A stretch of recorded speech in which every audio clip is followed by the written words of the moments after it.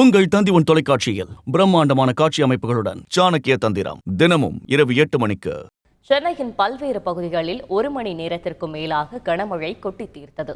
மத்திய வங்கக்கடல் பகுதிகளில் நிலவும் வளிமண்டலம் மேலடுக்கு சுழற்சி காரணமாக சென்னையில் மழை பெய்யும் என இந்திய வானிலை ஆய்வு மையம் ஏற்கனவே தெரிவித்திருந்தது.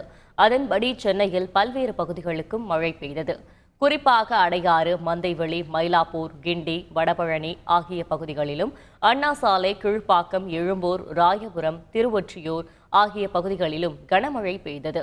மேலும் புறநகர் பகுதிகளான போரூர், மதுரவாயல், செங்குன்றம், திருவொற்றியூர் போன்ற பகுதிகளிலும் இந்த மழையானது பெய்தது. இரவு நேரத்தில் பெய்த இந்த மழையால் சென்னை மாநகரம் முழுக்க குளிர்ச்சியான சூழல் நிலவியது.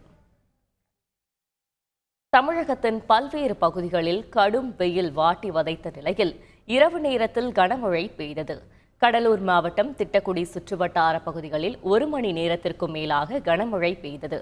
குறிப்பாக ராமநத்தம், பெரங்கியம், அரங்கூர், தொழுதூர், வைத்தியநாதபுரம், எழுத்தூர், வெங்கானூர் ஆகிய பகுதிகளில் பரவலாக மழை காணப்பட்டது. இதேபோன்று திருவண்ணாமலை மாவட்டம் போளூர் சுற்றுவட்டார பகுதிகளில் இடியுடன் கூடிய கனமழை பெய்தது.